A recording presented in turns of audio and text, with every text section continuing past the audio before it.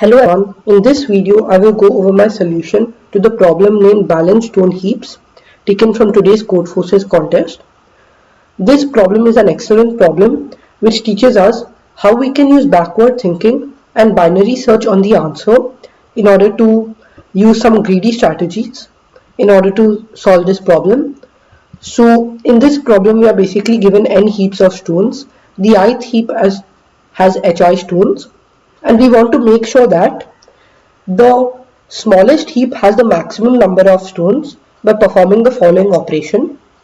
We go through the heaps from the third heap to the nth heap, and if I is the current heap, we choose an integer d such that 3 into d is less than or equal to hi, and we decrease hi by 3 into d. Then we increase hi minus 1 by d, and we increase hi minus 2 by 2d. And we do this operation going from 3 to n. Now there are two observations from the problem statement itself. The first observation is that we can use binary search on the answer where the answer represents the smallest heap. So if we let the current value of the binary search be mid, then we know that we need to ensure that all hi for I going from 1 to n is greater than or equal to mid. That is the first thought which should come to your mind. When you want to maximize the smallest number, you can always use binary search.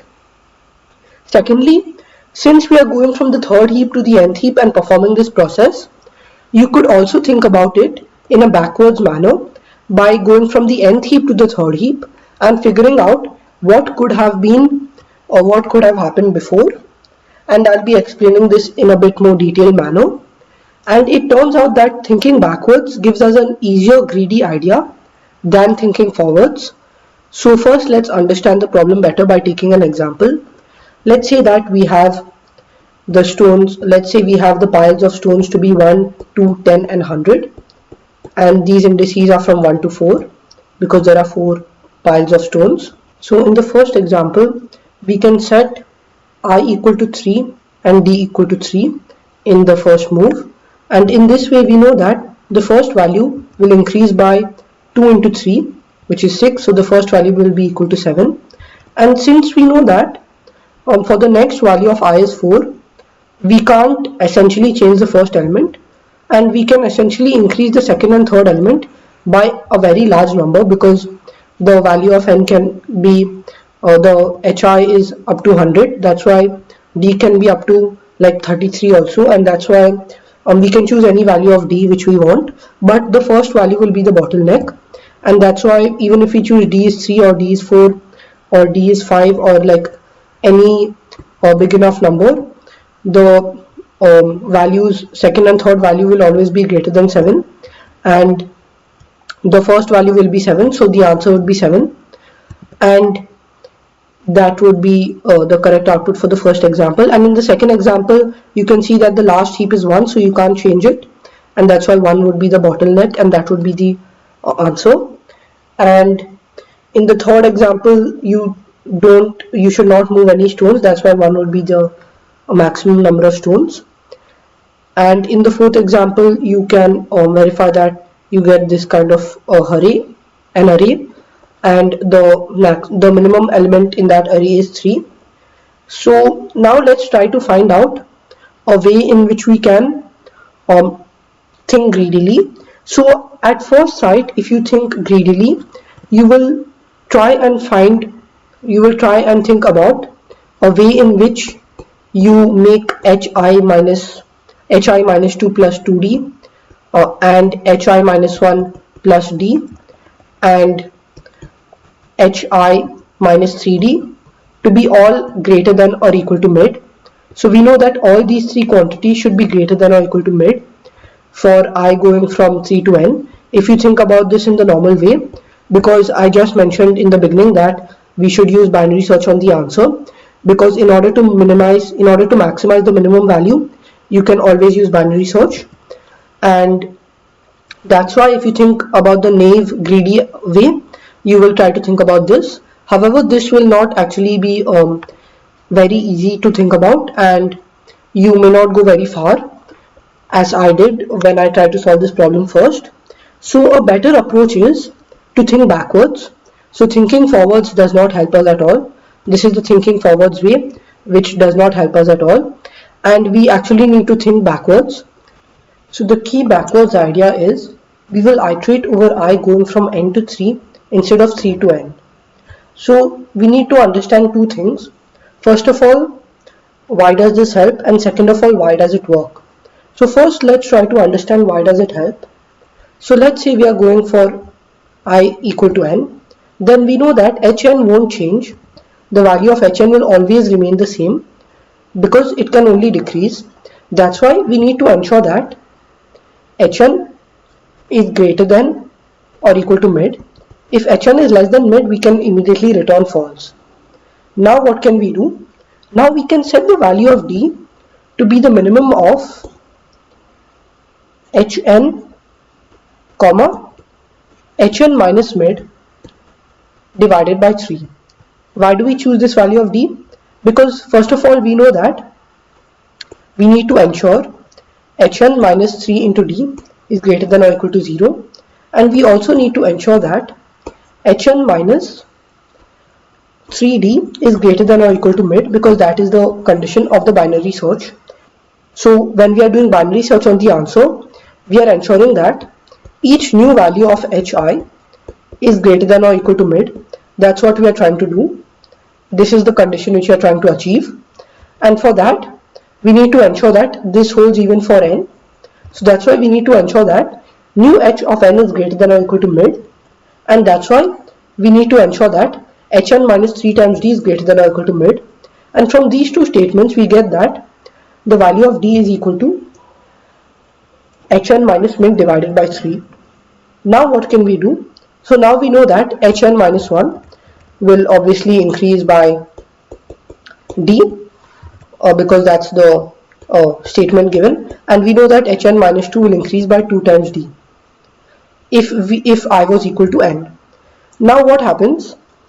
Now a problem occurs, which is a confusion between the new values of h and the old values of h. So for that reason, let's use another array to store the new values of h. So let's call it by new h, and the end goal is that the new values of h of I should be greater than or equal to mid, not the old values. We don't need to worry about the old values. So for that reason, we can say that new h of n minus 1 will increase by d, and new h of n minus 2 will increase by 2 times d. The old value of h won't change. So even over here, the condition would be new h of n, which is actually equal to old h of n, so that doesn't matter actually. New h of n minus mid by 3 would be the condition. And now obviously initially new h of I will be equal to h of I for all I, and then we perform this update. Now what do we do when I becomes n minus 1? Now when I becomes n minus 1, so this was the case when I is equal to n. This was this entire segment would be when I is equal to n. Now let's consider the case when I is n minus 1.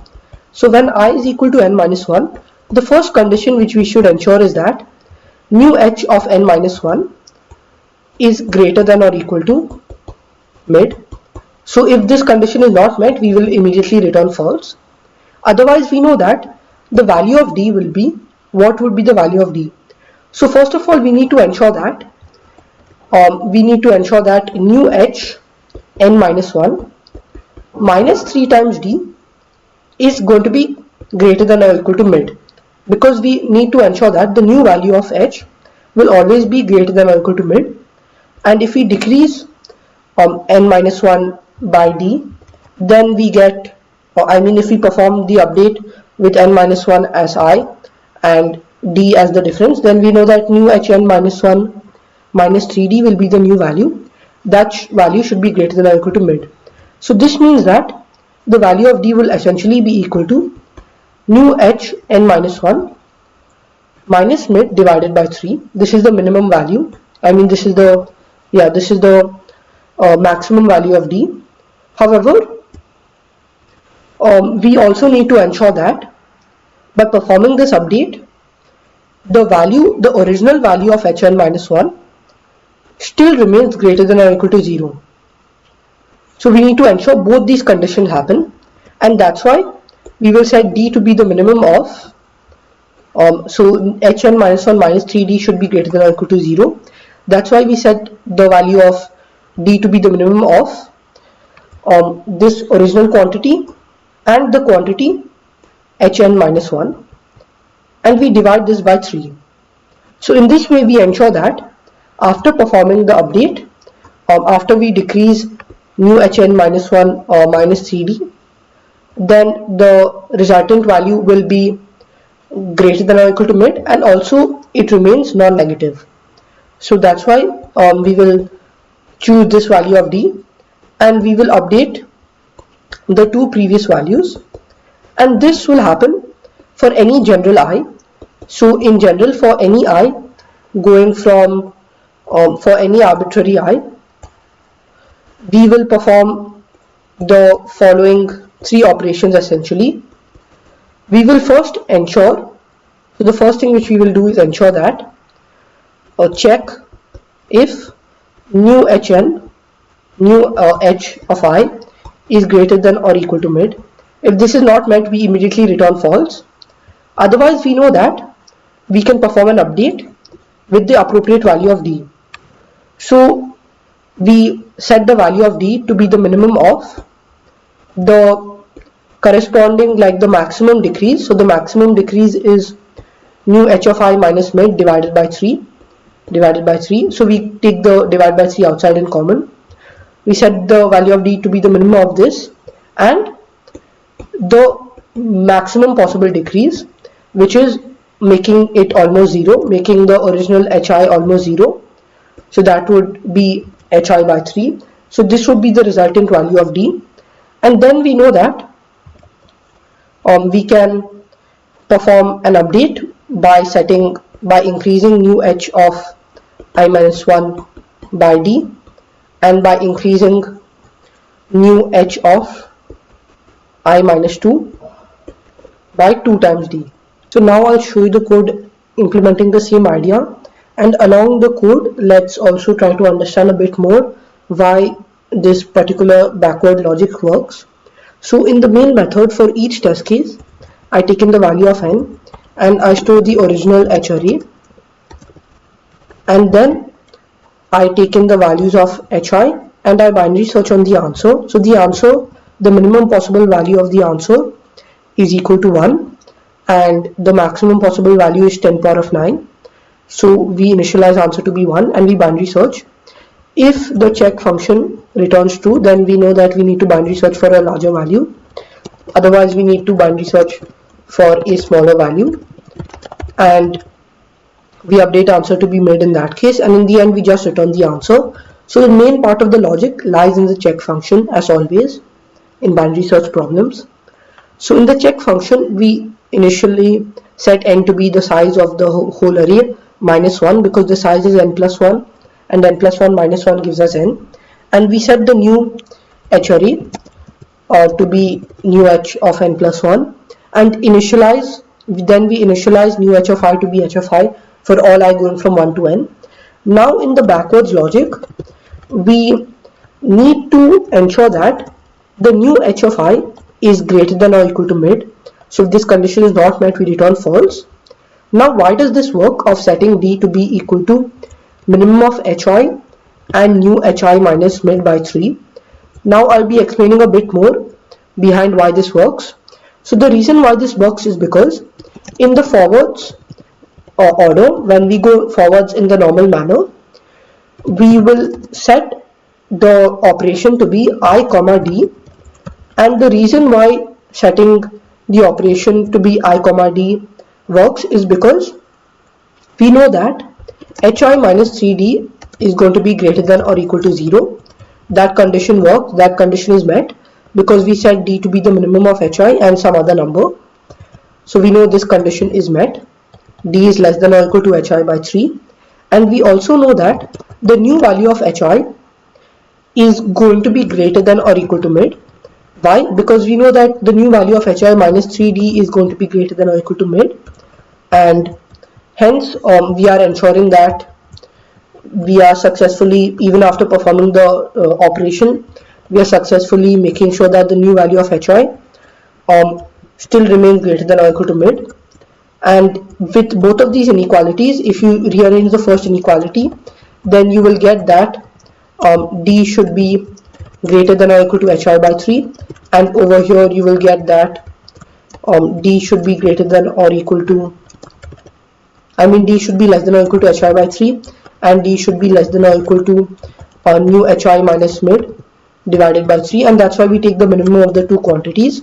So this is why even if you do this in the forwards order, both the conditions will be met, and these are the only two conditions which are required in the forward order as well, and that's why we can just perform it backwards and it won't change the answer, because we are accurately storing the new HI values and the old HI values. And in the end, we know that new HI is going to be greater than or equal to mid for all I going from n up to 3. We also need to check 1 and 2, and that's what we do in the final return statement. So if both these conditions are met for 1 and 2 as well, then we return true, and that goes back to the main method and where we perform the binary search. So that's all for this. I'll just submit this code to see that it gets accepted. So as you could see, my code got accepted. I hope you like this problem and my solution. If you had any doubts, do leave them in the comments down below. And if you like this video, don't forget to give it a thumbs up. Thank you.